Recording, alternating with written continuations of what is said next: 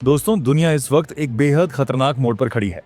एक तरफ भारत पाकिस्तान परमाणु ठिकानों की लिस्ट शेयर कर रहे हैं ताकि गलती से भी परमाणु युद्ध न हो जाए, तो दूसरी तरफ अमेरिका ईरान की परमाणु साइट्स पर बंकर बस्टर बम गिराने की धमकी दे रहा है।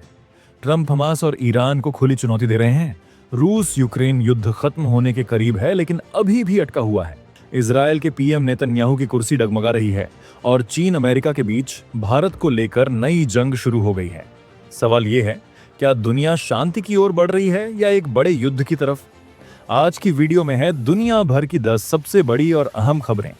तो बने रहिए हमारे साथ आखिर तक, क्योंकि हर खबर एक दूसरे से जुड़ी हुई है। और हाँ, वीडियो शुरू करने से पहले लाइक बटन दबा दीजिए और चैनल को सब्सक्राइब कर लीजिए।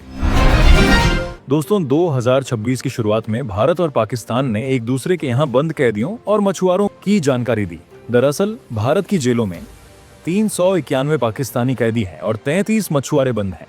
दूसरी तरफ पाकिस्तान की जेलों में 58 भारतीय कैदी और 199 भारतीय मछुआरे बंद हैं। भारत ने पाकिस्तान से कहा, जिन 167 भारतीयों ने अपनी सजा पूरी कर ली है, उन्हें जल्द घर लौटने दो। उनके परिवार सालों से इंतजार कर रहे हैं। दोस्तों, आपकी जानकारी के लिए बता दें, ये प्रक्रिया हर साल होती है। दोनों देश एक दूसरे के कैदियों को छोड़ते हैं।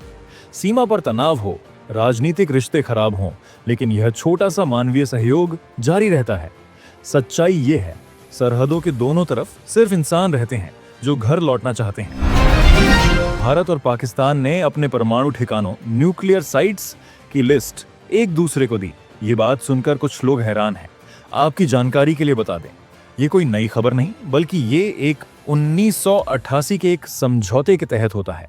समझौता कहता है, दोनों देश एक दूसरे के परमाणु ठिकानों पर हमला नहीं करेंगे। जब भी नया साल आता है तो एक दूसरे को लिस्ट शेयर करनी होती है, ताकि युद्ध में भी गलती से इन जगहों पर हमला ना हो जाए। परमाणु दुर्घटना बहुत खतरनाक हो सकती है। अमेरिकी राष्ट्रपति ट्रंप ने ईरान को चेतावनी दी। ट्रंप ने कहा कि अगर ईरान अपना परमाणु या मिसाइल कार्यक्रम दोबारा शुरू करता है तो अमेरिका और इजरायल दोनों मिलकर एक साथ ईरान पर बड़ा हमला करेंगे। जून 2025 में अमेरिका और इजरायल ने ईरान के परमाणु केंद्रों पर हमला किया था। अब इजरायल को शक है कि ईरान फिर से अपने हथियार बना रहा है। तो दूसरी तरफ से ईरानी राष्ट्रपति ने कहा, अगर गलती से भी अमेरिका और इजरायल ने ईरान छोटा सा भी हमला किया तो जवाबी कार्रवाई सख्त होगी। मध्य पूर्व में तनाव बढ़ सकता है। हालांकि ट्रंप ने कहा, अगर ईरान बातचीत के लिए तैयार हो तो समझौता हो सकता है। अमेरिका और ईरान के बीच टकराव की स्थिति बनी हुई है। या तो युद्ध होगा या बातचीत से हल निकलेगा। ट्रंप ने हमास को साफ कहा, हथियार जल्दी छोड़ दो वरना बहुत बुरा होगा। ट्रंप कहा, हमास ने समझौते में हथियार छोड़ने का वादा किया था। अगर हमास हथियार नहीं डालता तो उन्हें इसकी भारी कीमत चुकानी होगी। दरअसल दोस्तों, ये गाजा शांति योजना के दूसरे चरण से जुड़ा है, जहां हमास का हथियार छोड़ना एक बड़ी शर्त है। हमास ने साफ मना कर दिया है कि जब तक इजरायल का कब्जा पूरे गजा नहीं खत्म होता, जब तक हथियार नहीं छोड़ेंगे। दोस्तों, इजरायल के पीएम नेतन्याहू की कुर्सी अब खतरे में है। दरअसल दोस्तों, इजरायल में चुनाव अक्टूबर 2026 में होने हैं, पर जून में हो सकते हैं। दरअसल बात यह है, नेतन्याहू से सेना में भर्ती के मुद्दे पर धार्मिक पार्टियां नाराज हैं। 75% लोग चाहते हैं कि नेतन्याहू इस्तीफा दें। सर्वे में उनकी पार्टी जीत रही है, पर सरकार बनाने लायक सीटें नहीं। इजरायल के लोग गाजा युद्ध और बंधकों को लेकर नेतन्याहू से गुस्सा है। सरकार किसी भी वक्त गिर सकती है। नेतन्याहू की सत्ता खतरे में है। दोस्तों, अमेरिका ने दिसंबर 2025 में एक नियम आया था। उस नियम में यह था, माली, बुर्किना फासो और नाइजर के लोग अमेरिका नहीं आ सकते। ये नियम 1 जनवरी 2026 से शुरू हो गया। अमेरिका ने बताया, इन देशों में सुरक्षा कमजोर है, आतंकवाद का डर है। कुछ लोग वीजा खत्म होने के बाद भी अमेरिका में रह जाते हैं। दूसरी तरफ से बड़ा खेल हो गया। तीनों देशों माली, बुर्किना फासो, नाइजर ने कहा, ठीक है, तो अब अमेरिकी लोग भी हमारे यहाँ नहीं आ सकते, और बताया ये बदले की कार्रवाई थी। असली वजह ये है, ये तीनों देश अब रूस के करीब हैं, अमेरिका से दूर हो गए हैं, और बस अमेरिका चिढ़ गया।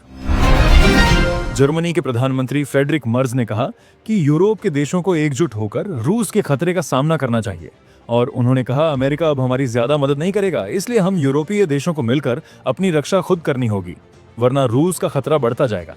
उसके हमले सिर्फ यूक्रेन पर नहीं, पूरे यूरोप की आजादी और लोकतंत्र पर खतरा है। ट्रंप और जेलेंस्की की मीटिंग के बाद बड़ी खबर आई है। शांति समझौते पर बात काफी आगे तक पहुंच गई है। शांति समझौते में जो 20 पॉइंट हैं, लगभग दोनों देश सहमत हैं। अमेरिका यूक्रेन को सुरक्षा गारंटी देगा। इस पर लगभग पूरी सहमति हो गई है। सैन्य और आर्थिक मुद्दों पर भी बात आगे बढ़ी। ट्रंप ने कहा, हम बहुत करीब हैं, कुछ हफ्तों में नतीजा साफ हो सकता है। लेकिन अभी बात अटकी हुई है पूर्वी यूक्रेन का एक बड़ा इलाका, जहां अभी लड़ाई हो रही है। रूस उसे पर पूरा कंट्रोल चाहता है और यूक्रेन कहता है इसे फ्री इकोनॉमिक जोन बनाओ। ट्रंप ने माना ये एक कांटेदार मुद्दा है, लेकिन बातचीत सही दिशा में जा रही है। अमेरिका ने अपनी रिपोर्ट में कहा कि चीन एलएसी पर शांति दिखाकर भारत से दोस्ती कर रहा है। असल में वो चाहता है कि भारत अमेरिका की दोस्ती कमजोर पड़े। इस पर चीन भड़क गया।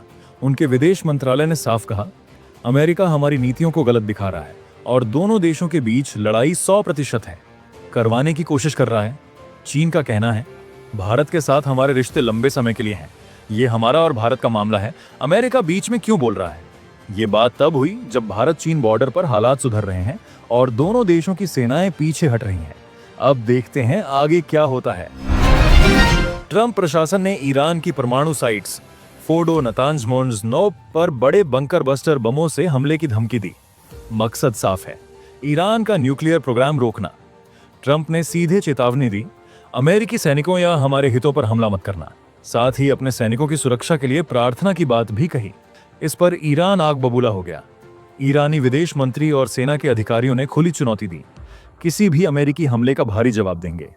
ट्रंप, याद रखें, तुम हमें कभी हरा नहीं सकते। ये पूरा मामला इजरायल ईरान तनाव और ट्रंप की अमेरिका फर्स्ट पॉलिसी के तहत चल रहा है। अब देखना है धमकियों से आगे कुछ होता है या बस बातों में ही रह जाता है। तो दोस्तों, ये थी आज की सबसे बड़ी और अहम खबरें। एक तरफ भारत पाकिस्तान जैसे दुश्मन देश भी मानवता के लिए एक दूसरे के कैदी छोड़ रहे हैं और परमाणु साइट्स की जानकारी शेयर कर रहे हैं, तो दूसरी तरफ अमेरिका, इजरायल और ईरान के बीच युद्ध के बादल मंडरा रहे हैं। रूस यूक्रेन में शांति की उम्मीद जगी है, लेकिन अभी भी रास्ता आसान नहीं है। मध्य पूर्व में हालात किसी भी वक्त बिगड़ सकते हैं और बड़ी ताकतें अपने अपने हिसाब से दुनिया की शतरंज खेल रही हैं। अगर आपको ये वीडियो इन्फॉर्मेटिव लगी हो तो लाइक जरूर कीजिए, चैनल को सब्सक्राइब करिए और बेल आइकन दबा दीजिए ताकि आने वाली हर जरूरी खबर आप तक सबसे पहले पहुंचे।